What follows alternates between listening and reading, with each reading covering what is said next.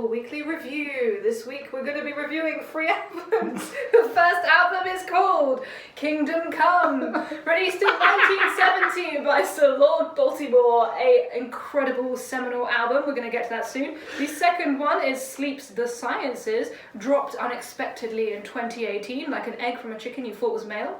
And the third album is Shrine's Ghost Notes, released in 2021. So, Floyd, I am the one who suggested that you listen to Sir Lord Baltimore. Sir Lord Baltimore. For doing your best Brian Bedondi impersonation now. Sir Lord Baltimore. Yeah. Kingdom Come. Yeah, so I am incredibly inexperienced when it comes to 70s music. But I just want to quickly say, because I take any opportunity to mention The Wire, and I instantly like it because it's called Sir Lord Baltimore, and that's where The Wire is based. And it's the best TV show ever, just for the record. Okay. I'll take any fucking opportunity to recommend it. So that's that out the way. Yeah, do you know what? We were touching a bit on this in the last episode, or it might be off camera, I can't even fucking remember. But it was the fact that this was referred to as the first time it was coined. One of the first. So there was an article in the review of this album in the magazine Cream. They refer to it as heavy metal. Yeah. And it's one of the first instances where the term was used. Yeah. That's super cool. Because, like, I always thought, well, I mean, in terms of the terminology, I'm unsure about, but I know that, like, in the Gada Davida, Iron Butterfly, it's, like, meant to be the first metal track, or fully fledged. I don't know. I think it's disputed. Yeah. I think, like, people love arguing about stuff like this. Let them argue. Blue Cheer as well.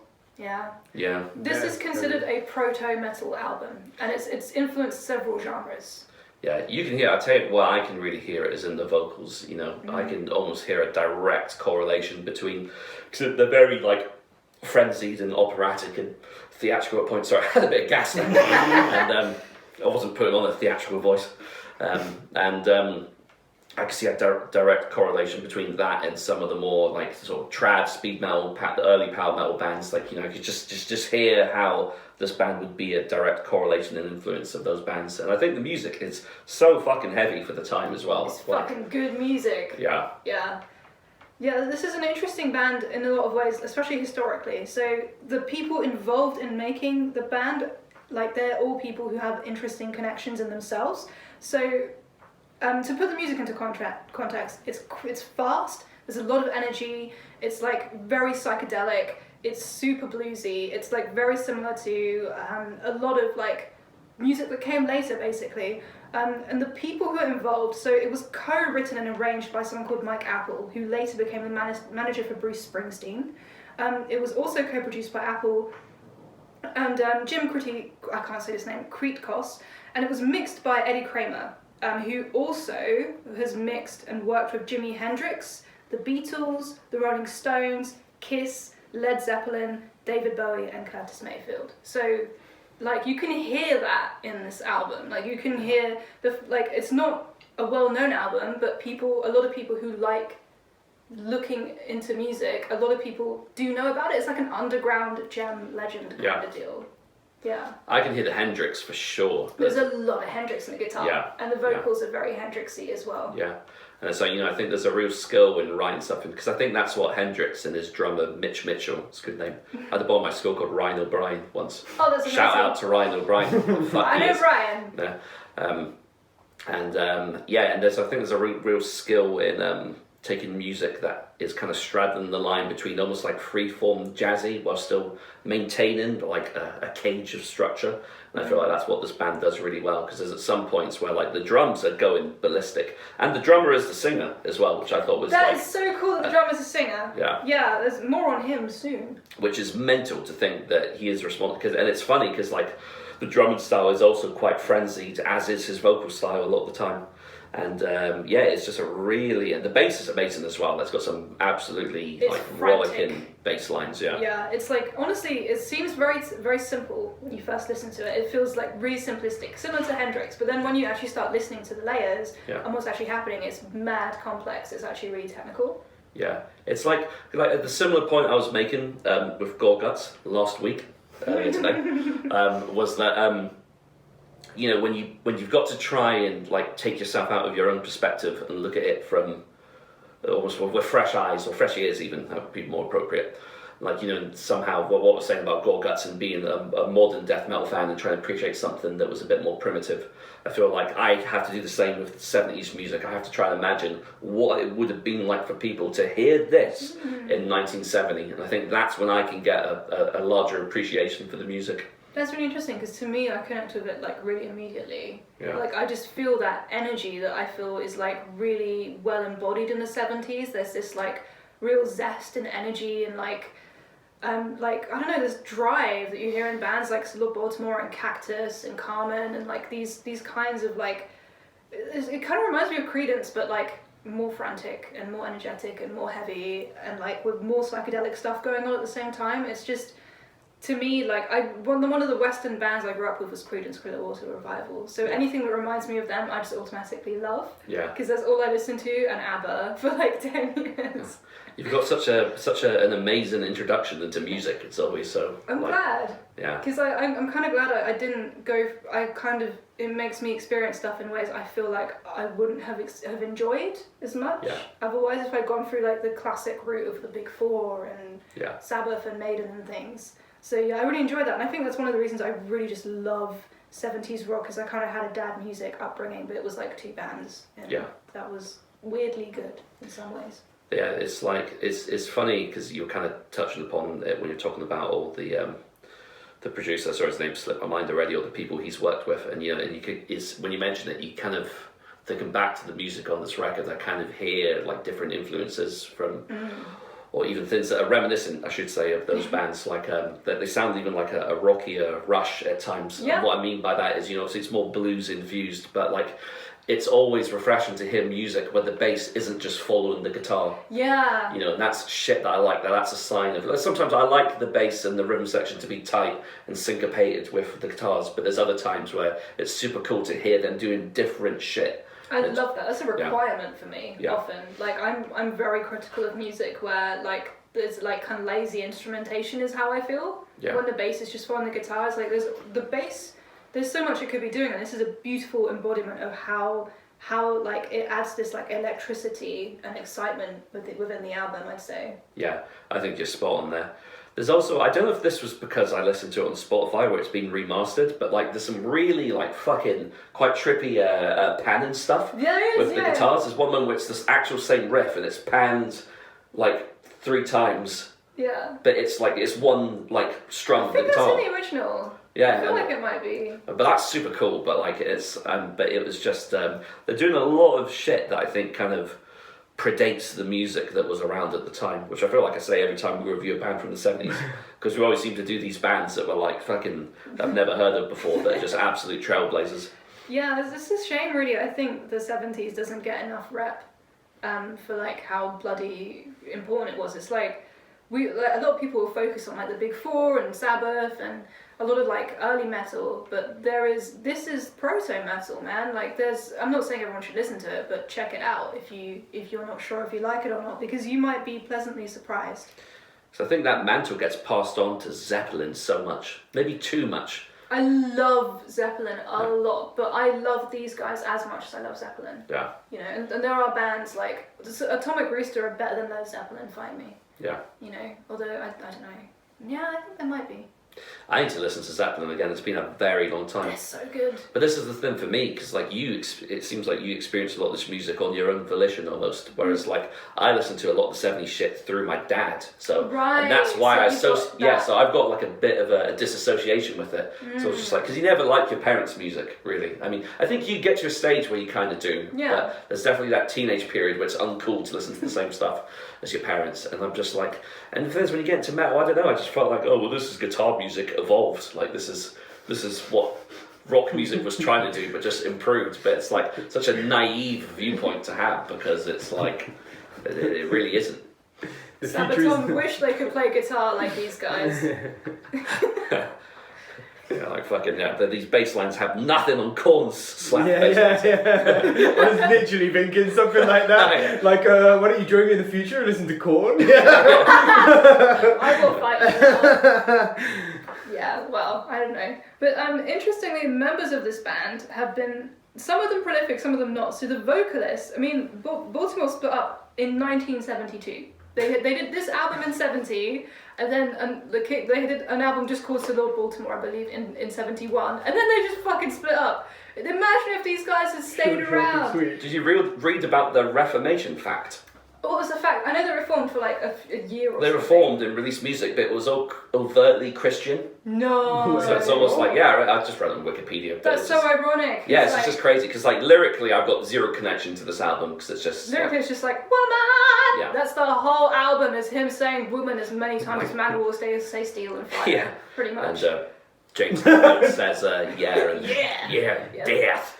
I must put a disclaimer up. There is a song on this album that is not so good lyrically. It is called, sadly one of my favourites. It's a really good track. Melodically. But not for that reason. No, it's called Lake Isle of Innisfree. I get some serious Manowar vibes from this. So it starts off with, it's really hard not to sing it because it's so catchy, but the lyrics are, she was only 17. You might say in her prime. She said, we do it all, my friend, we do it all the time. But now a stranger to myself, I think about it now and then, when she was only 17 and I was 8 and 10. And then he goes on, what's become of my life? What's become of my life? Each day I live. Oh, so he was saying, so he's like remembering and he was 18. Yeah. Oh, okay. I didn't get that bit. I thought that a human woman at the age of 17 is in her prime is a little bit fucking paedophilic. I mean, but he's talking about him being 18. That's different It's than still, what I thought it was. Still, these guys are American. It's still statutory rape because she was underage. So not so good. And again, the notion that a woman that's essentially still a child It's in her prime. is in her prime, fucking creepy. So not so good, but 70s, everyone was a fucking pedo back then. Led Zeppelin. Well, yeah. That doesn't mean it's okay. I'm not saying Jimmy it's Page okay. literally married a 14-year-old, Right. And then there's like, there's just a lot of, it's just disgusting how common it was back then. And like these guys are obviously just like, oh, it's normal. It doesn't mean it's okay. Yeah. I'm still not cool with this track. Not bad Baltimore. If you guys are Christian, I mean, it kind of does work out if they're Christian. But, Yeah, I like, feel don't it's be probably too like bad. a tone-in for some shit in the past, I imagine. It's what happened with the wrestler Shawn Michaels. Oh, really? Really random fact. He was a complete dick backstage, like a massively into backstage politics and was just a complete twat. And then I think he got called out on it so many times. He was like, well, I'm just going to be a Christian and atone for my sins, and that's what he's done. And apparently he's in a better place now. So. Oh, I'm glad he's in a better place. Yeah. It's interesting, this whole album is about women. The first song is Master Heartache, Lady of Fire, Pumped Up, obviously about fucking, Lake Isle of Innisfree, underage woman. Kingdom Come, is that about ejaculation? I haven't read the lyrics yet. I Got a Woman, which is, just him saying, I got a woman. That's the whole song. That's a Ray Charles cover as well. No, it's a good song. Yeah. Oh, yeah, it does say writers Ray Charles and Reynolds Richard. Yeah, because I didn't know it was a Ray Charles cover because I don't know any Ray Charles songs, to be honest. I actually love Ray Charles. And he's got a good voice. Gold digger. That is how I discovered him. Is Kanye West. I will admit that. Yeah. Yes. That's Jamie Foxx, the singer. Yeah, but he's singing a Ray Charles song. Oh, he shit, played my bad. Ray Charles Okay. in the Ray Charles film. Got you. It's a really good song. But I've got a Ray Charles fact I kind of want to say. Yeah. It's just a picture I saw once and I just couldn't help but laugh. It was him singing live, but the microphone was facing the wrong way. Is that real? I don't know. It might be photoshopped, but dear. I got a real kick of that when I was 13 years old. I thought it was hilarious. There we But- go. I feel like there are some incel vibes. Phil and Selma. I love. That's really good. Sir Lord Baltimore are straight up one of my favourite bands. So I'm not talking shit on them necessarily, but I am saying that, I get like female vibes from the amount of womaning in this album. Like Master Heartache. The lyrics are, woman, you are the master heartache. I know what's evil in the wake of a wicked wind. Thunder lightning caught me in the storm of sin. Woman, you are the master heartache. Woman, you are the master heartbreaker. Woman, you are the master heartache. I wonder what he's trying to say about women. Oh, it's the same as Sabbath though, isn't it? Evil woman, don't you play your games with me. And the High of Firelight. Is that the Chaz and Dave version? Yes! Yeah, Matt Pike classic as well. I mean, look, it is what it is. The music's really fucking good. I'm just letting you guys A know. product of its time. I don't like that. No. I don't feel like, Hitler was a product of his time. Yeah, but I think Yeah, I'm gonna. I might avoid saying something, but it's, do you know the thing is, like, what I mean by that is it's fucking like it's happened and nothing Right. can change it apart from It is what people's it is. approach to it in the modern era. 100%. I That's agree quite with you what I there. make. I'm quite happy with that point. That's a good point. That's a point that I'm going to seize and agree with. And yeah, like I just think it's good to be mindful of it. Bear it in mind. There's a lot of womaning in this album. It's really catchy. You will be saying "woman" a lot after you listen to this album. It's just a really fun word to say. At least it's not saying females. I think if it was now, Female. it would be females. Female. Yeah, and like some Jordan Peterson, I don't know, but it's not, and it's fine. They obviously are super Christian. Maybe Kingdom Come. Maybe the woman is God. Maybe that's the point they're making. Maybe they're really into the idea of fucking God. But yeah, interestingly, the drummer, then 2 years after this, when they split up, he became a Wall Street guy. And that's just what he did. He didn't do music anymore, he just did Wall Street. So he made his fortune there. And there were some brothers in the band, there's Louis Dambra and Joey Dambra. Joey's a guitarist and keyboardist, and they all kind of did some backing vocals by the looks of it. He also has sung on John Lennon's Walls and Bridges and was in the 44th Street Fairies with John Lennon. Sir Lord Baltimore, great band. A bit of a problem here and there. But, you know, it just, there they are. They're great. Oh, it's a really good album. First track, Master, Heartache. So See, catchy. do you know what, Shrez? That's what fucks me up. When I say master on its own, it's master, right? Master. Which is why I say fucking master. So it's a master. Yeah, that's what amazing. master. So, I worked it out. That was so funny, man. Oh, God. I was watching The Shape of Water. It was like a Panzer Christ interest. Masturbate.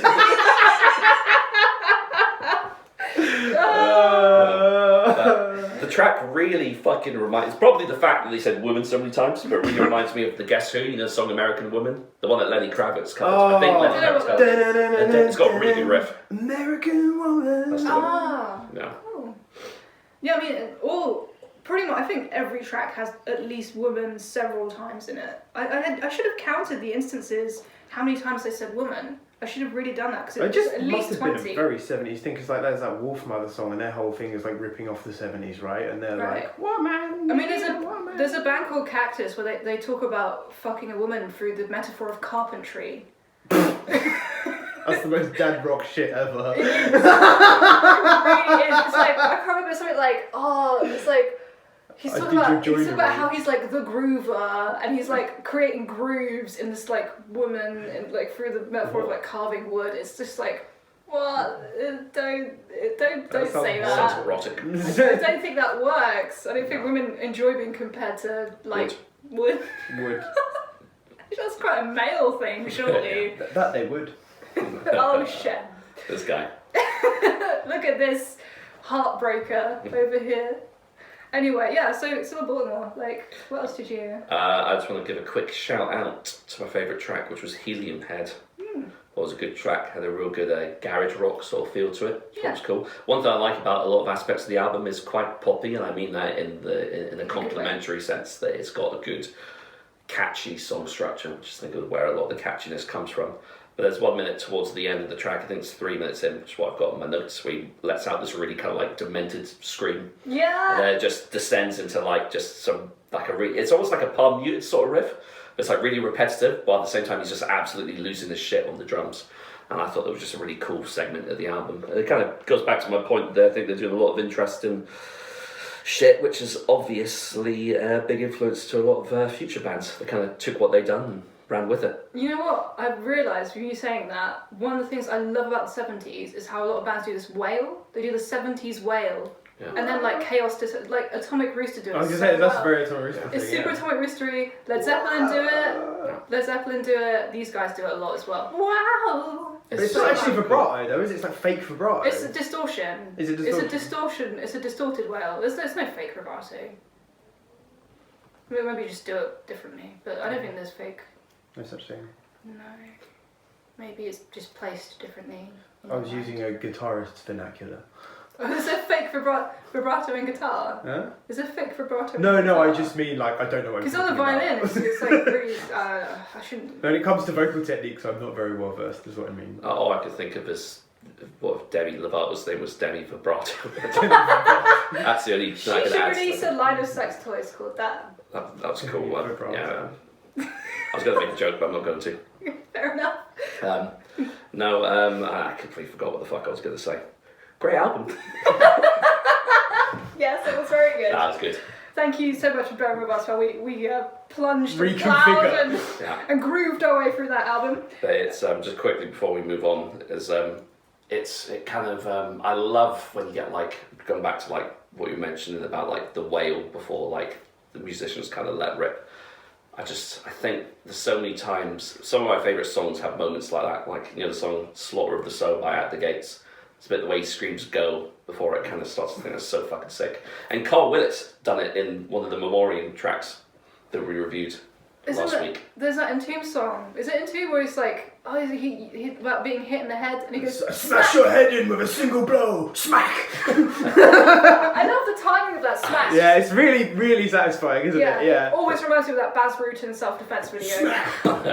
Yeah, that was cool. But it's just a well-placed bit of vocal phrasing just goes a long way to improving the track, I think. Phrasing is great. If I could chime in one little thing, is that anyone who's missing gigs because of lockdown should definitely check this album out, because when you listen to it, you feel like you're in a tiny, sweaty club. You do. Full of people. You feel like you're at a gig. It feels very live, and there's lots of energy. Yeah, it does. Yeah, that's a good point. It really reminds me of Gentleman's Pistols really remind me of this band. Because they have some really like the early stuff like Heavy Pettin'. Oh my god, it gives me some serious Heavy Pettin' in the Park. It's a really good song. They're a really good band. Check them out. It's got Bill Steer on guitar, so can't lose. How about we move on to The Sciences by I Sleep? think that's a good idea. I've literally written. I'm looking at my notes, and there's just one sentence that says, "Implying weed is the spice." Yeah, I've made kind of similar notes. One thing that was cool that I didn't know was it was released on 420.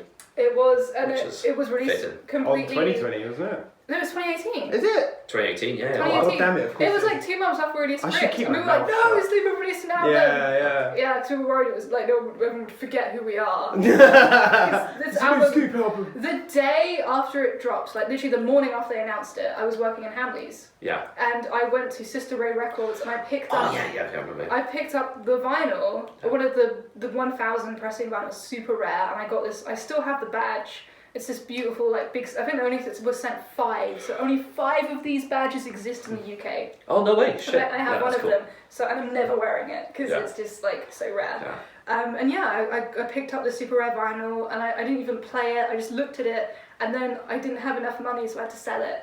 Yeah. It was really sad. Oh yeah, I remember that. Yeah, it was sad. It was 50 quid for the vinyl, but they immediately went up to 200 quid Yeah. in value. It was crazy. People went mental. And it's cool because the vinyls have Morse code etched into them around the rings. Shit, that's all- super cool. All the Morse code is like different names for weed. Yeah. And I think at the end Strange. there's some like weird Star Trek reference Yeah. about like Spock and Vulcans. It was like something like fuck Vulcans. It was really strange. Yeah. Really like, I heard, is that like a weed strain? Is Cisneros like super into Star Trek? I don't know. I hope he is, because like that we would have in Of course he common. is. He must be. He must surely. be. I feel like he's a Deep Space Nine guy. Definitely. I mean, no disrespect, but he looks like a Star Trek fan. I mean, A conventional Star Trek fan, I should say. well, I love him. If he could, I would ask him to be my dad and adopt me and teach me chess. He shouldn't be cool, but he's so cool. He's so fucking cool. It doesn't make sense. I love him so much. I was honestly too scared to talk to him, and I've talked to Wino, I've talked to Matt Pike. I could not talk to Al Cisneros. I was too scared. He's only like half of this world. I think that's the thing. He's like, you know that Mighty Boosh episode where there's that guy that's a swan and he tries to capture, I think it's supposed to be David Bowie, and he's like trying to capture this, okay, no one knows I what I'm don't know, I talking haven't seen that about. episode. I've seen one episode where he fights a kangaroo. That's the only episode I've That's seen. a very good episode. I need to rewatch that. That's pretty good. But yeah, no, it's just, there's something mythical about Cisneros, and I'm worried if I touch him, he'll like descend or ascend into another realm of existence, and I'll never get to see him again or hear his music. I just realised he was a hallucination. Yeah, he'll just like fade out, and I'll be like, no, Cisneros, come back! So that's why I will probably never talk to him, but I'd love to. I'd probably cry, because I'm pathetic. You're not Yeah. pathetic. I could be.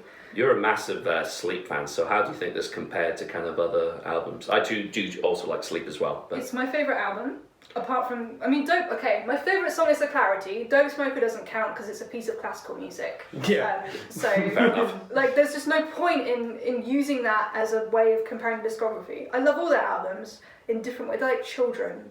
There's like one that's a little rough and it plays like real hard. I just love that Aquarian was on Gummo. Like, it wasn't the first time I heard Sleep. Have you watched it?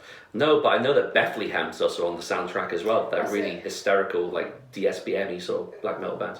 Yeah, the soundtrack for that film is incredible, and watch the film like if you want to.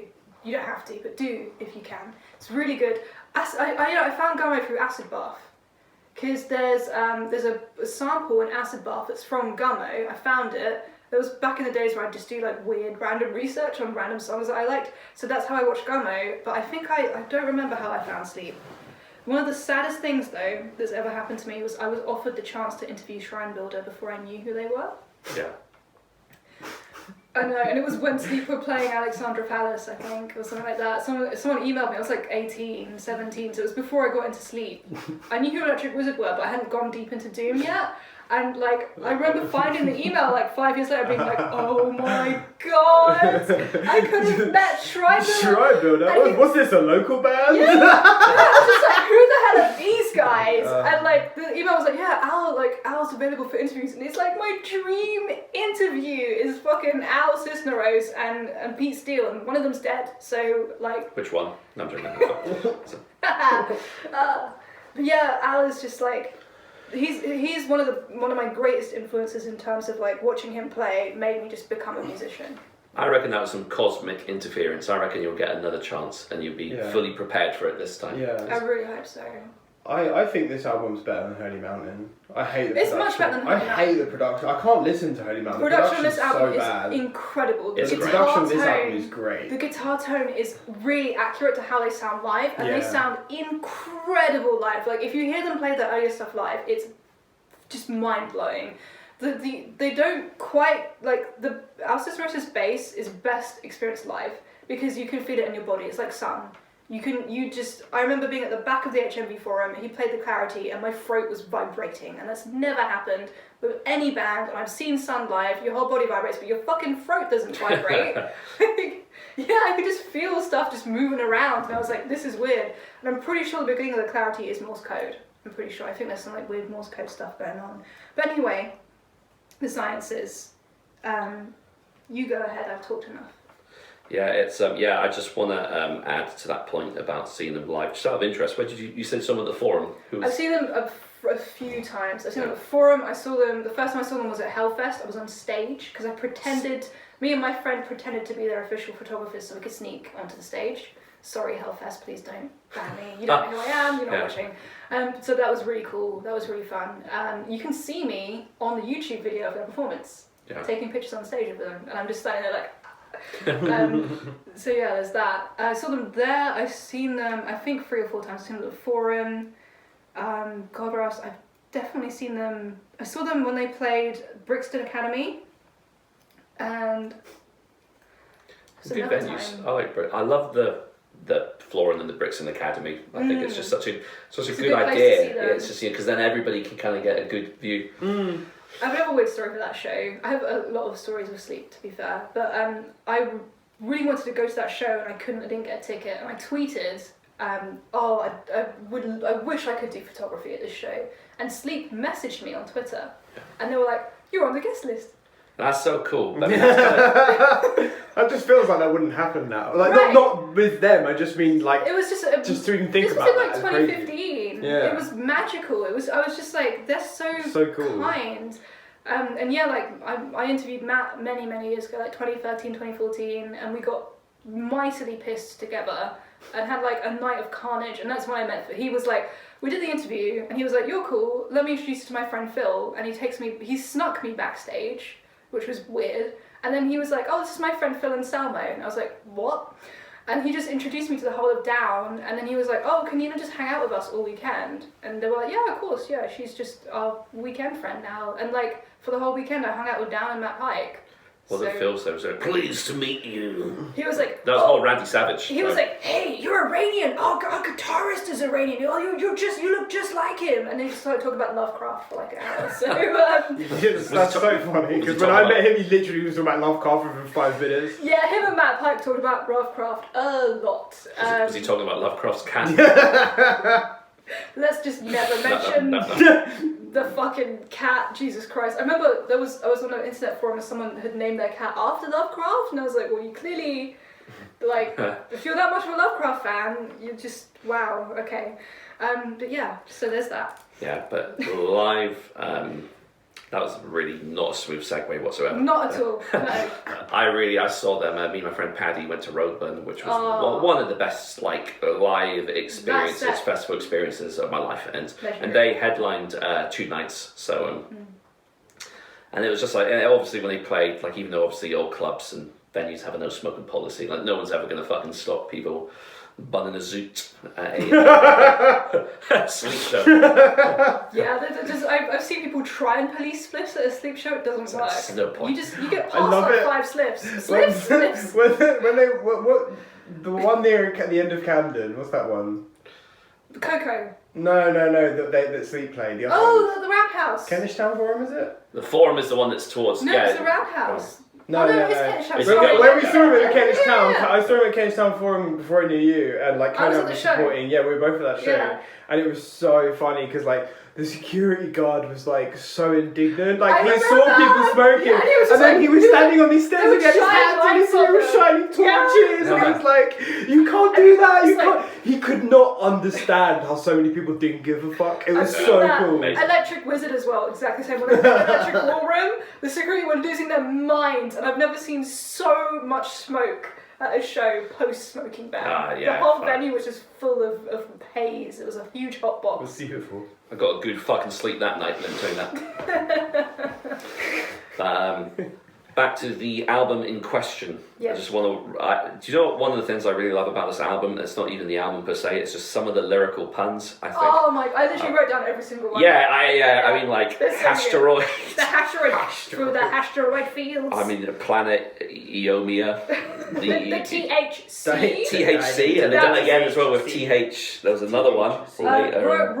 Row the hash oil leaks to shoreline chalice smoke exhalation. CBD-con. That's it, the CBD can. That was a good one. I just want to read the lyrics to Geezer Butler. I was just going to say, Geezer Butler is one of the coolest gangs ever. It's amazing. It shouldn't work. Yeah, But like, it's so dumb. Sleep can do whatever the fuck they great. want. Like, after Dope Smoker, like, they can just do whatever the fuck they like. So let me just...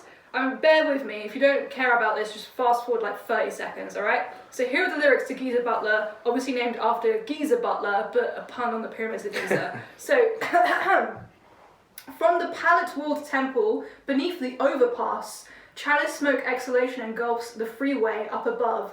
Up from the milk crate throne on the Sabbath day walks alone, down to the bosque and live Iomic Pentecost, helms the shopping cart chariot, along the access roads, Arroyo, I think my autocorrect's gone mental here, cart moored to tree, proceeds the creek hippie.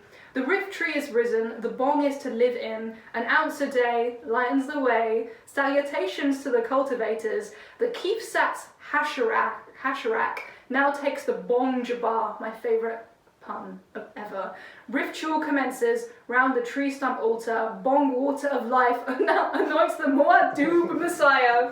The pterodactyl flies again over emerald fields. The CB deacon. Marijuana is his light and his salvation. Harvest sustains the altitude within. Ends the rationing. Hawks the O House triple beam.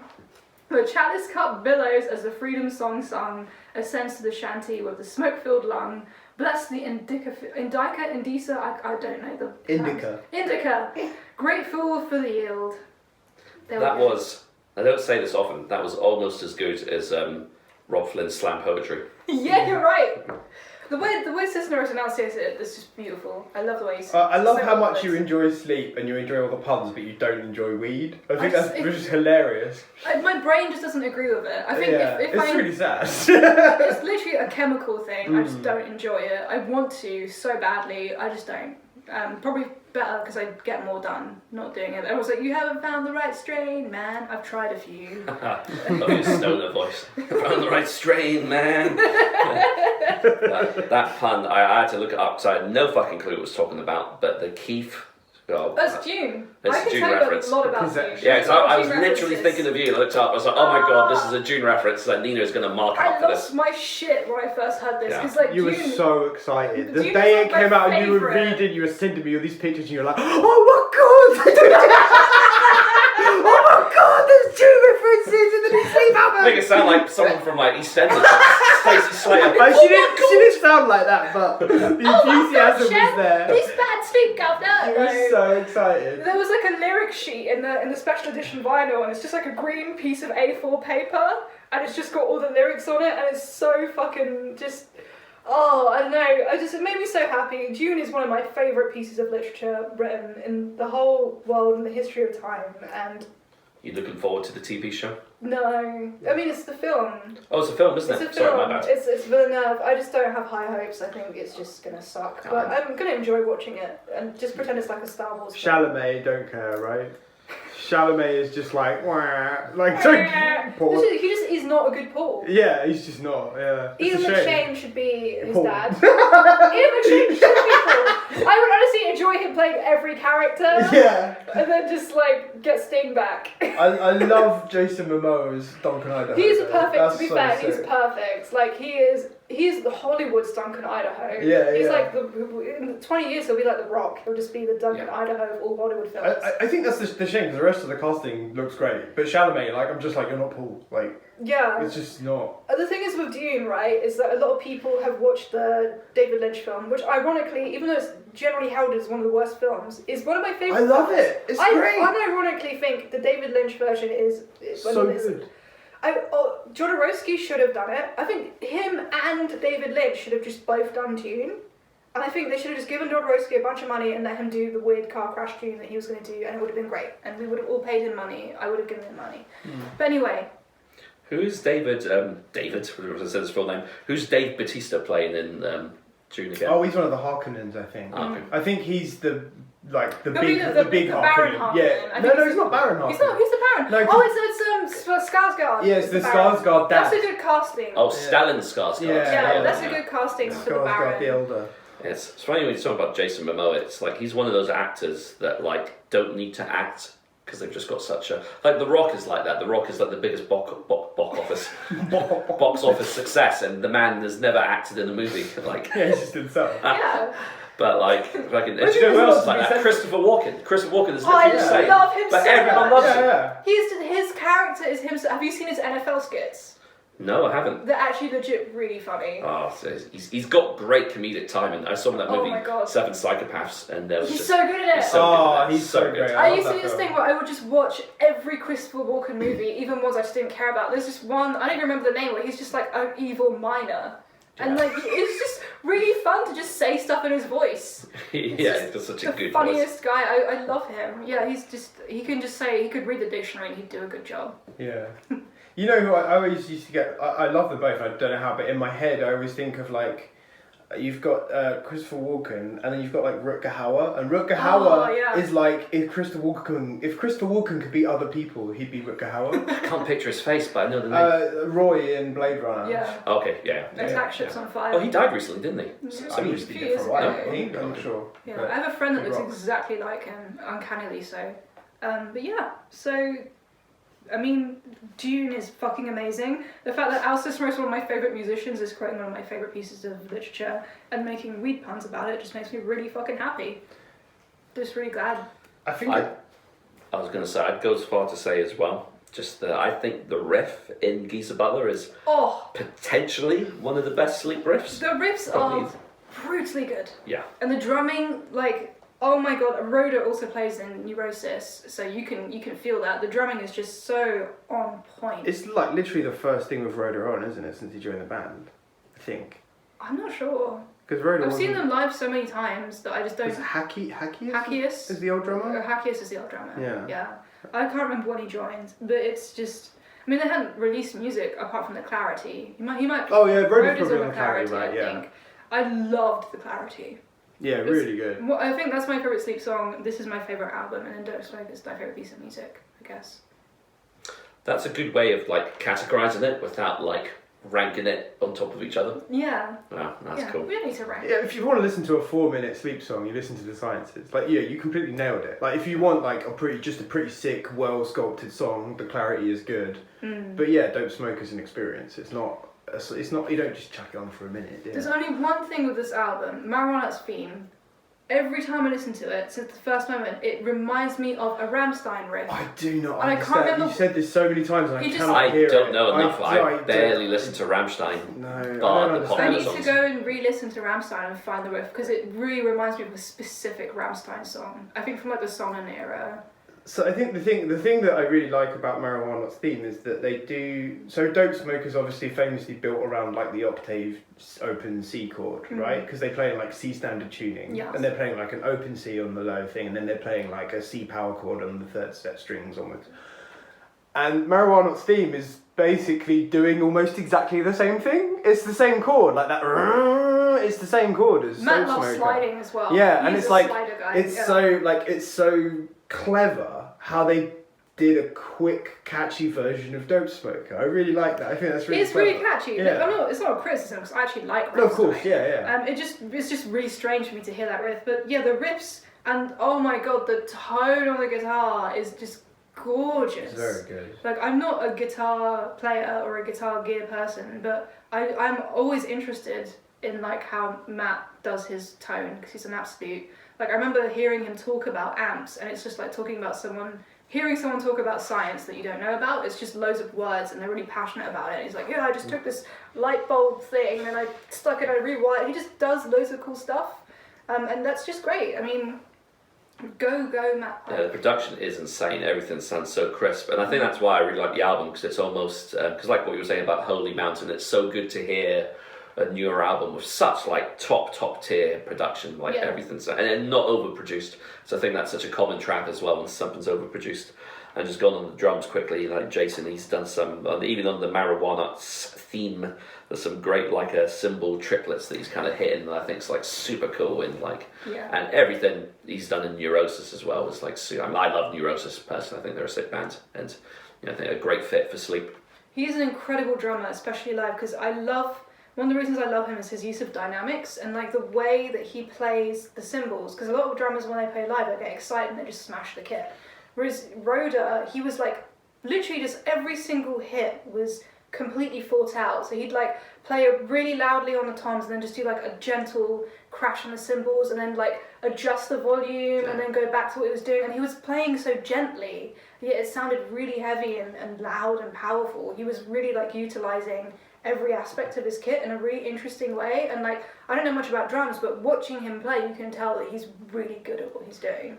Yeah, that's 100% spot on. Like you always know it's a good drummer when you can tell there's no wasted motion. Yeah. Like there's no overplaying, there's no underplaying, it just fits. And I think that's always a sign of a good drummer when they're kind of like in the pocket, as they say, when they're just so locked in with the rhythm section, but also good enough to like have their own little flourishes. And yeah, no, I'm 100% agree with you on that. Yeah. But I just fucking just such a, in a way, it's such a classic Sleep album as well. Like I think it slots in so well to the discography. Well, you guys have just hit on the head really. I mean, it's something more accessible. Like if you want to listen to like a Sleep album, this would be the album you would introduce to someone who hasn't listened to Sleep. Yeah. Like is what I'm trying to say. Definitely. It's nice that you've got that now, because before you'd be listen to talking Holy to someone Mountain. about music and you'd be like, oh, there's this band Sleep, and like you don't necessarily want to drop Dope Smoker on someone cold, Exactly. right? Yeah. But if you give someone Holy Mountain, they might just be like, this sounds like garbage. This doesn't sound as good as Korn. Yeah. You know, What does? Yeah, but what does? Yeah, that's the real thing. But now, yeah, you've actually got a great sounding Sleep album. You can play something and go, oh, okay, this band rules. I'll Yeah. tell you, one thing I noticed as well, which I didn't notice before, because now when we're doing these reviews, I like to pay a bit more attention to the album cover, because normally I don't really give a fuck, unless it's my man, Dan Seagrave. But, this album cover, I thought it was an asteroid, but it's a fucking nug, Of course. Yeah. and I didn't clock it before. I was like, it's so obvious. It's so funny. In the gatefold, if you open the gatefold, it's like a breakfast table. And there's like, I think there's like some puns or there's like some stuff on it. I can't remember what it is. I haven't opened my Tony vinyl in Iommi's such a long face time. is burnt into a slice That's of toast. it. That's There's like amazing. Tony Jesus, with yeah. his face. Yeah, because when I sold my old vinyl, or when I got more money, I bought the cheaper, more common vinyl, and I'm really glad I did. Because actually, it's nicer. There's like, it's cheaper, and like it's a gatefold, which the other one isn't, and you've got like I think a booklet and a poster in it, which you don't with the other one. But it's because it's the green black. If you're vinyl obsessed. But you took the badge from the limited edition. I still have the badge. That's the important thing. I'm keeping the badge. I'm never wearing the badge. I literally take it out and just look at it and put it back in the box. That's what I do. Like every few months, I'm just like, oh, I've got the badge. Yeah. Yeah. I think I really like the intro and the two instrumental tracks of the first track and the last one, The Botanist. I think it's. I don't like The Botanist. Do you know what I like? I really like the jazzy jazzy cut that outro. off the album. I don't think it needs to be on there for me. I don't know if I'm alone in thinking that, but I really don't care about it. I pretty much skip it every time. Me personally, I'm quite big on Interesting. intros and outros. I don't know why. I think there's just good bookends for music, and I think if they're done tastefully, I hate when it's just samples. Like that's bullshit. Yeah, that's such a death metal trope. You know, when you hear a song, oh great, I'm going to listen to like a 6-minute masterpiece. I say, oh no, it's a 2-minute sample. Yeah. I'm like, oh for fuck's sake. But I think for me, Geezer Butler is the size of a pyramid, and nothing can come after it. Like it's such a huge. It's great. It's such a big freaking song, man. They probably do that. They probably maybe did that thinking of how they're going to perform it live. Because if you played it live and then you just left, people would be mental. They'd be like, "Come back, you dickhead!" So I think that's a good. Like Sleep when they play, usually their intro, they actually play recordings of NASA communicating with asteroids with astronauts. So you can hear Asteroids. asteroids. So you can hear like all the beeps and like all the sound of like the astronauts, which reminds me of Yuri Gagarin, which is brutal because they play the recording of Yuri Gagarin being like, "You fuckers, I'm gonna die." Do you know, every time you say that, I keep forgetting that there's an act called Yuri Gagarin. I'm thinking, what the fuck does it remind you of Yuri Gagarin? Russian cosmonaut.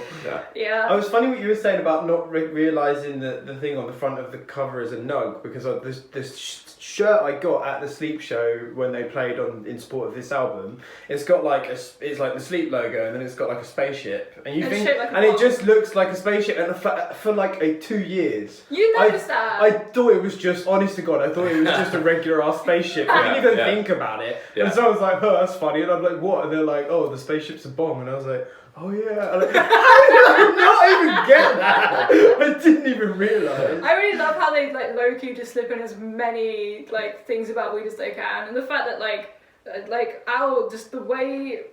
Just the first time I ever saw Owl, he had carved a Granny Smith green apple into a bong and was using it before he went on stage, and that was the first time I ever saw Owl Cisneros. So, I mean, just fucking, it's just everything you need to know about this band embodied in a single man and an apple. Yeah. I think that's why I was so shocked when I heard On for the first time, because I was like, this is like some serious like shit. Introspective, like rich, deep, and like the way it contrasts with Sleep, I love. It's like such a clear boundary between the two, and yet Cisneros' bass is just, I just don't care what he does, it's always going to sound good. It's so interesting though, because it's not like, it's like a knowing wink. It's not stupid. It's not. Right. It's not parody. He just likes Sleep it. aren't taking the piss out of themselves. They're not even taking the piss out of weed. They just know that if at some point you've been near it, just smoke it, been around it, like you're gonna just understand and appreciate some of those things. And it's like that also ties into the fact that there's this like religious aspect to being at like a Sleep show, right? Because you can just lose yourself, and I don't think it's just because everyone around you smoking weed, but like. The whole length of the music, you can really lose yourself in it, and it's really hypnotic. Unity, it's really they hypnotic. take it really seriously, and that's not something you could do if it was all a joke. They do like breathing exercises before the shows, and like get into like a specific headspace. And when they play, like you can see the way they move around on stage, and like the things they're doing. Like there's a kind of yogic at times, and like they're. I mean, I know Matt is into that shit, and I wouldn't be surprised if Al is, because of like Ohm and the stuff he goes into. But Al's done like dub music as well. He's done several dub solo releases. Oh, I'm not really into cool. them as much as his other stuff, because It's just bass sounds. when you say dub, you mean like dubstep or the old school like? Old. No, it's not like dubstep. If just dubstep, clarify. I mean like really strange dubstep. Really slow. No, it's like I don't really know about dub. I just remember listening to it was like called Teresa of Avila. He did like 3 solo releases, I think. They're quite short. They're like on 7-inch vinyls. Was it when you interviewed Gravelines, Matt said what dub is just what white people call reggae to try and sound cool? He said something like that. That was really funny. Yeah, it's difficult because reggae's my least favourite. I think maybe I like ska less. I think ska's probably what I hate the most. So reggae's my second least favourite. Still need to check out ska punk though. What was it? Ska metal, ska core, ska punk, ska hardcore. Ska hardcore. That was it. Skardcore. Skardcore. Stellan's Skardcore. Trying to make a pun in the same way. I'll work on that. Yeah, I mean, this album just fucking rocks. This is like a bolt thrower band. Like you gotta fucking listen to them. They're one of those touchstone bands of a genre that are current. Yeah, it's like I would say, especially now with the introduction of this album, this would be a band you would recommend to someone as an introductory band towards doom. Much in the same way that Bolt Thrower is that for death metal. I feel like that is they are totally the band you would give to someone who has never listened to death metal before. Be like, listen to this because it's got enough groove in it for someone else to kind of who's not a death metal fan to latch onto. I feel like you'd recommend Bolt Thrower and Death, and then you recommend Sleep and Electric Wizard. Yeah, and it's the same kind of relationship. Yeah, definitely. That's a good way of putting it. Yeah, different ends of the same spectrum. It's similar, not like Funeral Doom. So I guess you'd also like Yob and Bell Witch if it was Doom. Yob, Bell Witch, Electric Wizard, and Sleep. Yeah, I think Bell Witch is a great introduction to Funeral Doom. Yeah, I think and then Yob is kind of like in between, and then you've got Electric Wizard, and then you've got Sleep at the top. And then you kind of got Drone as well. Ahab's the best for me. Oh, Ahab are great. Call of the Wretched Seas, the first Funeral Doom record I ever heard, and I was like, whoa, man, this is like Leviathan by Mastodon, but it's really, really heavy. Oh, yeah, I think I had the same like Mastodon, Blood Mountain, element to it. Anyway, so any further remarks? No, just it's like I just want to say it's almost hard to even talk about these sort of albums because they are more of an experience, and it's like a point I've made in the past. When you listen to an album that you have such a deeper connection to, it's quite hard to formulate an opinion or words to describe it because you resonate with it on such a level that it's almost like the music speaks for itself, which is such a cheesy phrase, but it is true, I think. I will say one more thing about the album. The sounds at the beginning of the Marijuana's theme are Cisneros hitting a bong. Yeah, I got that. He credits himself on the album as playing the water pipe. That's amazing. Oh shit. He's just so fucking cool. That's great. I love him. Yeah.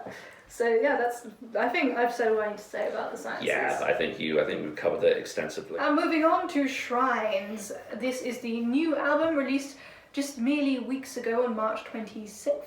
It is called Ghost Notes. Interesting, there is not a song called Ghost Notes. All the names of the songs are different, which I like when bands do that. That's clearly much thought has gone into the construction of the album. And we have actually had a member of Shrines, a member. I just said member. We had a member of Shrines. I can't speak anymore. On this podcast by the name of Sam Loynes, a lovely human being, and you can go and watch our episode with them where I read his cards. If you just click on some buttons and on whatever thing that you're viewing us on, YouTube or Spotify or whatever, you can go listen to it. It's great. We talk about lots of things. So yeah, Shrines, what do you think of this album? So I must admit I've not listened to the full-length album, so I have to go and check that out. So I went into this completely blind. I'm very familiar with Hacker Cocker, of course, as is I think anybody who lives in London is into metal, and quite familiar with Voices as well. Yes. So I really like a lot of their work. So I was expecting something kind of akin, so I was quite pleasantly surprised when it was more of so you've got elements of post-punk, and it's still got tinges and elements of metal in some of the tracks. Specifically the last one, White Light, which I think was a great kind of ending track to this LP, because it had this really kind of starts with these really kind of anthemic keys. The whole album is so anthemic. Yeah, it really is. Yeah. I think that's the word that kept cropping up every time I listened to it. And it just really kind of just erupted into this almost slightly black tinged kind of post-punk cascading wall of music. No, I dug it. I thought it was really good. It's definitely going to make me check out the full-length album. Obviously, it's quite short. There's only 4 tracks, and they all clock in about 4 minutes. Yeah, it's a quick album. It's just kind of like a flashbang experience. Yeah. I really like the kind of I watched the video for Relics, and it just kind of reminded me of this space exploration. I got a 2001 Space Odyssey vibe from the whole album. The actual album artwork is like 4 monoliths. There's 4 members of the band, and it reminds me of the 2001 ones, but it's like coloured, and the whole thing is laid out like a film poster, so you've got the names at the bottom in like kind of like crediting for a film, which I really like. And then the video for Relics is like loads of old cosmonauts, astronauts, and like I'm assuming the 50s and 60s training to go into space. Yeah. And they put them in the centrifuges and centrifuges. English is my second language, and they're like spinning around. You got all these like weird wires and cables coming out of these guys on like machines, and the way it's edited is really cool, and it's like really catchy. And I just really like that song. I think that's my favorite song on the album, I'd say. It's got quite a cinematic feel to it, I think, and actually, you know, it kind of lends to the nature of the video. And I think, you know, I always think it's quite cool when cinematic aspects of music are kind of blended with sort of guitar music / heavy music, because, you know, I just like what we were saying with Zero and Odd, or, you know, I like stuff that does new things. That's very grammatically simple, very caveman. I like stuff that does new things. But no, it's like, you know, I think it's always great to hear like some slight like experimentation, and like, you know, I haven't like the post-punk elements on this EP I think are quite apparent, and I think it's good to hear kind of like a bit of a fresh take on it. I really enjoyed it. Yeah, I get you. I like the like how all the songs were a little different. I was reading about what Sam was saying about the release. He says that they're basically trying to push it in a new, more post-punk direction while maintaining that sense of melancholy, which I think Sam just does. I think he lives and breathes melancholy. He is like he just I feel like he should be in a movie. Like when I see him in person, I'm like, he's a very cinematic guy. Everything should just become black and white, and there should just be some like crackling and like maybe some cool lighting. And this album is very Kubrickian. Like the video for Relics was Kubrickian, the poster's Kubrickian. Like I just have that vibe of like space and loss and melancholy, which you do feel in 2001. And it's interesting like how at the time 2001 was like super futuristic.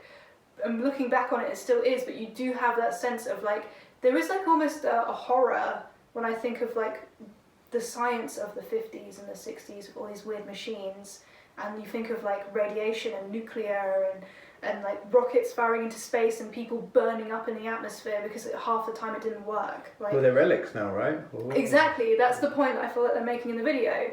And like you can kind of feel that in the music, like this anthemic kind of. What is that song which was named after the bomb that fell on Hiroshima? Wasn't that like Fat Boy? What was it called? It had a really cheerful name, and there was this like #1 song, and it's named. That's really annoying. I can't remember it. Oh, what's it called? That's so annoying. It's like it has a G in it, I think. Let me do a Jamie and pull that shit up. Yeah, please. Yeah, so like this like I think it was an 80s band. They released this song, and like they to kind of twist it on his head, made a really happy, joyful song about this bomb, and people didn't realise that it was ironic and tongue-in-cheek, and it became a #1 song, and it's still played. It's like something gay. Oh, Enola Gay? Enola Gay. That's what it's called. Enola Gay. Ah. Yeah. So that's what that song is about. I think it's different. That song is about a bomb falling on a city and annihilating all the life within it, and it became like a #1 hit and was performed on Top of the Pops, and no one kind of like, not everyone connected what was going on. So I don't know why I went there. But yeah, like that sense of horror juxtaposed with this like almost cheerful music an anthemic music is really interesting, and you've got Sam's melancholic voice over the top. I've never thought of this, but it's really interesting you say that. But all of the Shrines music, because I really like the first album as well, but there feels like it's a bit like Voices, where like at least London, where it feels like there is a protagonist. Yeah, right? You listen to it and you feel like there is a guy, and it's not like he's not like necessarily, I don't know, that's like a really cinematic, that's like feeds into that thing that you were saying there. I can hear that totally. Every song is like a different scene and a different part of the narrative, and it's not always necessarily in the order, but I find that so interesting, you know. And like I got like a massive Killing Joke vibe on Connection as well, so like the Killing Joke seems to be coming in every week, and it's a good album. And like I love that Sam is like doing something different. He has in so many bands. He's in Shrines, which used to be Diminished Fifth, who I saw live supporting Akagokra in like 2010 something. And then he's also in Antichrist Imperium and Voices and Akakoka. And I'm missing one out. I always miss out a band when I talk about the bands that Sam is in. Maybe I'm not missing them out. But he's in those bands. And like every single band is different. And I think it's really impressive that he can write so much music and have all these boundaries where you can clearly hear, oh, this is Sam doing Shrines, this is Sam doing Antichrist, this is like Sam doing his cool thing in Akakoka, which I really... Yeah, it's interesting how like from that one band, so many like cool projects have like splintered off from it. Right. It's like it's weird, almost like a snowball effect. But yeah, like it's cool and it sounds like so distinctly Londonish. Right. In a sense, yeah. Like it's like it's this music that I've always found it quite easy to connect to because it sounds like music that was created in an urban environment. Damn him / sound like that as well, right? Yeah, that's a very good point. Yeah. The first time I listened to was the Paradox Engine. Yeah, I love that album. Great album. Well, Nathaniel's like an Akakoka connection, right? Well, he played bass. That's it. I knew. Yeah. Yeah, it's really interesting because it's so weird for me to see his face on the damn like images because I'm like, wait, that's the Akakoka guy. Yeah. It's just really confusing for me. Interestingly, the song White Light, I'm pretty sure that's also a Gorillaz song off the album Demon Days, which is about alcohol. I could not confirm that for you because I don't know much about Gorillaz. Never listened to Gorillaz. It's a good album. I recommend it. I actually love that album. I had it on CD when it came out. It's A really lot of people good. prefer Gorillaz to Blur. I've never listened to Blur. You would heard some of that. I've probably heard it, but I don't know. Yeah. I don't. Had that woohoo song that sounded Yeah. like a Oh, I record hate Smells that Like song. Teen Spirit. No, I love Gorillaz. I think I love Demon Days. I like their song Dracula. It's just so like weird. It's like Mighty Boosh music, in some ways. Mighty Bushcore. Yeah, maybe. Bushcore, make it a thing. I would love that. I'd honestly go to a show if it was Bushcore. People crimping, that'd be great. I think Sam's guitar playing is really, you can hear it's him. There's something very unique, and I think he's doing something on this, and it started to come in Voices on the album Frightened, which I think is the most recent one, because they definitely took a bit more of a lean into post-punk with that album, which is interesting because you can hear it across the band. You can hear it vocally, you can hear it in the drums, like what Dave's doing, in the bass presumably as well, but like it definitely is a notable direction change, and it's really interesting because just from seeing Sam and like it's like obvious, and like reading interviews and stuff with their other bands, it's clear that they've always been deeply into a lot of that music, so it feels like maybe that both of them kind of felt compelled to concentrate on making purely metallic music, whereas now they're both at a point where they don't need to do that, and they're both kind of forging ahead and like and just doing something that's more true to them. It's really, I think it's amazing that Sam's involved in so many different bands, and yet Shrines is like his band, and it does sound like him. Like there are elements of all the Voices riffs he's written that come out in this record, and I just think that's really cool. And as a guitarist, I really enjoy listening to his playing as well. I think the riffs of it's almost like controlled anger in a way. It's almost very like focused. On the verge it of is. Being super aggressive. It's so controlled. It's That's a really good word for yeah. it. Yeah, there's a great degree of restraint. But he's not losing his shit. He's not losing control. But that's also the feature at the same time. Right, it's like very Kubrick-y.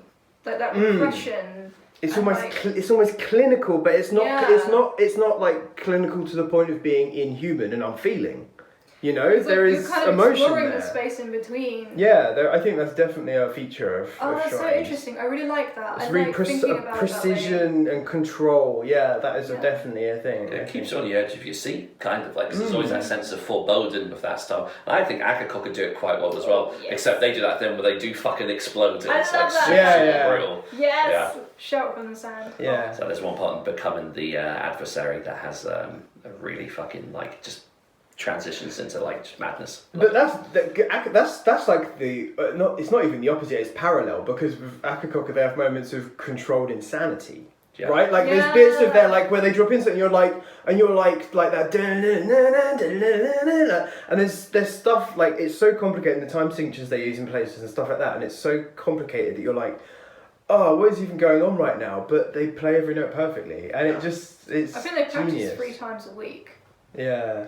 So I got that little book thing with like all the CDs in it, and like I was reading all the things, all the pictures of how like they kind of met and formed, and they're practiced fucking 3 times a week, and they are really tight live. It is they're like, it just feels like they're relaxed, and they're playing these crazy riffs, and like watching Paul Scanlon play guitar is like intimidating at best.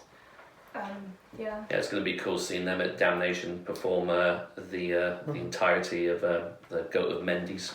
Hell The yes. Goat of Sam Mendes. Goat of Sam Mendes. I always say Goat of Mendes anyway.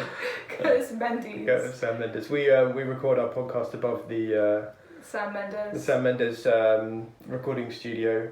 Yeah, we have like prime office recordings. It's so cool. Sam Mendes is below us. Sam Mendes right Towers. now. The balcony as well. Yeah, London views, just like a Voices album cover out there. Well, I think that probably wraps it up, don't you think? I reckon so. It's I reckon mission successful listening to this EP, because I am going to check out the full length album and make something of it. Thank you so much for watching. It's been a pleasure to discuss these things over you, around what you're doing. Be you driving, be you cleaning, be you just simply sitting there gazing at us lovingly. Thank you so much for doing that, and please feel free to like and subscribe. Check out other videos, unless you've watched every single one, in which case be in touch, we'll send you some kind of post or medal. Thank you so much for hanging out with us. See you. Dunzo.